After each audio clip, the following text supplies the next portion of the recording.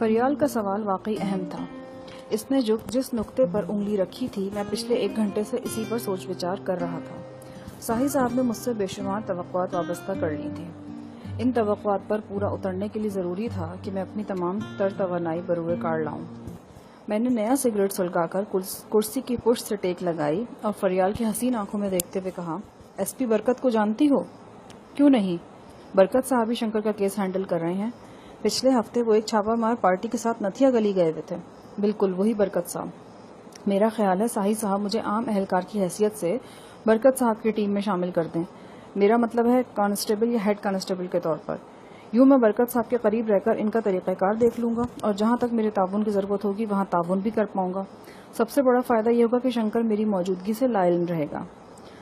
فریال نے ماہر سراغ رساں کی طرح کنپٹی پر انگلی رکھی۔ اس کا انداز بالکل ساحل صاحب سے ملتا جلتا تھا۔ پرسوچ لہجے میں بولی، آپ کا فیصلہ مناسب ہے۔ آپ کی جگہ میں ہوتی تو غالباً اسی نتیجے پر پہنچتی، لیکن اس کام میں ایک دشواری ہے۔ کیا آپ اس سے پہلے برکت صاحب سے ملے ہیں؟ نہیں، بالمشافہ تو ملاقات نہیں ہوئی۔ کل ساحل صاحب نے ہیڈ کوارٹر میں ذکر کیا تھا۔ اوہ اچھا۔ اس نے ہونٹ سکیڑے اور پھر حسب عادت ایک دم پٹری سے اتر گئی۔ سویٹر کی آستینیں چڑھا کر ٹینس شوز کے تسمے کھولنے لگی۔ کیا کر رہی ہو؟ آج شام گیم کے بعد نہائی نہیں ہوں، نہانے کو جی چاہ رہا ہے۔ کیا؟ میں حیرت سے تقریباً چیخ پڑا۔ ہاں، نہانے کو جی چاہ رہا ہے، سستی چھائی ہوئی ہے۔ آپ کے بعد میں ایک شاور لے کر ابھی نکل آتی ہوں۔ میں سٹ پٹا کر رہ گیا۔ رات کے 12 بجے میرے کمرے میں اور پھر میرے باتھ روم میں شاور۔ کوئی دیکھ لیتا تو کیا سوچتا؟ عجب آفت لڑکی تھی۔ تمہارا دماغ تو ٹھیک ہے، اس وقت نہ ہوگی اتنی سردی میں؟ یہاں گیزر وغیرہ بھی نہیں ہے، ٹھنڈا ٹھار پانی ہے، اندر ہی پڑی رہ جاؤ گی۔ آپ بے فکر رہیں، مجھے کچھ نہیں ہوگا ٹھنڈے پانی سے، بڑی حرارت ہے میرے اندر۔ حرارت کا لفظ اس نے بے انتہا معصومیت سے استعمال کیا۔ پہلے تو میں سمجھا وہ مذاق کر رہی ہے، لیکن وہ سنجیدہ تھی، سچ مچ نہانے پر آمادہ نظر آتی تھی۔ ساتھ والے کمرے میں میری چھوٹی بہن سو رہی تھی۔ میں چکرا کر رہ گیا۔ بہتر یہی سمجھا کہ اونچی آواز میں تکرار کرنے کی بجائے اس مصیبت کو اٹھا کر گاڑی میں پھینکاؤں۔ غالباً وہ میرا ارادہ بھانپ گئی، تیزی سے آگے بڑھی اور دروازہ مقفل کر کے چابی گریبان میں پہنچا دی۔ جی نہیں، آپ یہیں رہیے، کوئی ضرورت نہیں کھسکنے کی۔ اب میرا صبر کا پیمانہ لبریز ہو چکا تھا۔ میں نے سرد لہجے میں کہا، فریال پاگل مت بنو، اپنی عزت کا نہیں تو کسی دوسرے کی عزت کا خیال کرو۔ میرے شاور لینے سے آپ کی عزت کو کون سا مرض لاحق ہو جائے گا؟ آخر مرد ہے نا، دماغ میں الٹی سیدھی سوچیں آ رہی ہیں۔ ذہن صاف ہو تو کیوں گھبرائیں گے میرے شاور لینے سے؟ فریال چابی مجھے دو۔ نہیں دوں گی، اب تو میں باتھ روم استعمال کر کے رہوں گی۔ میں اس کے رویے پر حیران ہو رہا تھا۔ سمجھ میں نہیں آ رہا تھا کہ اس کو کیسے ہینڈل کروں۔ ساحل صاحب کی اس بے سروپا بیٹی کو کیسے ہینڈل کیا جا سکتا ہے؟ یکا یک وہ کھلکھلا کر ہنس پڑی اور چابی میرے حوالے کرتے ہوئے بولی، دیکھا بوکھلا گئے نا؟ مجھے خدشہ ہے آپ برکت صاحب کے ساتھ نہیں چل سکیں گے۔ یکا یک مجھے اندازہ ہوا کہ وہ میرے ساتھ کوئی ڈرامہ کر رہی تھی۔ چکراتے ذہن کو سنبھالا دے کر میں نے پوچھا، کیا کہنا چاہ رہی ہو؟ کہنا یہ چاہ رہی ہوں جناب کہ برکت صاحب کے ساتھ رہنا آسان کام نہیں ہے۔ اپنی طرز کے عجب گورکھ دھندے ہیں موصوف۔ اب دیکھیں میں نے کتنی غلط بات کی۔ رات کے 12 بجے ٹھنڈے ٹھار پانی سے نہانے کا ارادہ کیا، وہ بھی آپ کے کمرے میں، اور پھر آپ کو کمرے سے نکلنے بھی نہ دیا۔ ان تمام احمقانہ باتوں کے باوجود میں نے آپ کو ڈانٹا بھی۔ بس سمجھ لیں یہ ایک مثال ہے برکت صاحب کے رویے کی۔ وہ بھی ایسی ہی خرافات انجام دیں گے اور پھر ڈانٹ بھی پلائیں گے آپ کو۔ وہ محاورہ ہے نا، زبردستی کا ٹھینگا، پتہ نہیں کس پر، بس وہی حال ہے برکت صاحب کا۔ ان کے ساتھ رہنے کے لیے آپ کو لوہے کے اعصاب کی ضرورت ہوگی۔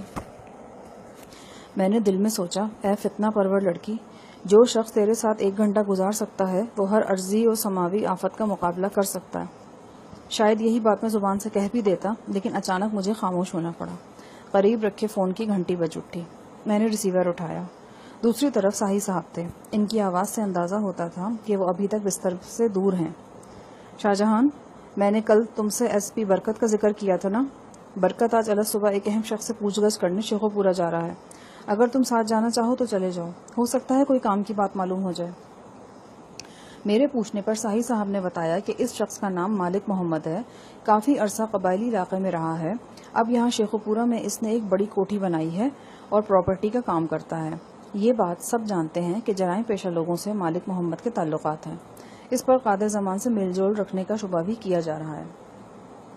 جناب اگر آپ مناسب سمجھتے ہیں تو میں چلا جاتا ہوں، لیکن میں چاہتا ہوں کہ میں اپنی اصل حیثیت میں سامنے نہ آؤں تو بہتر ہے، بلکہ برکت صاحب بھی میری اصلیت سے بے خبر ہی رہیں تو بہتر ہے۔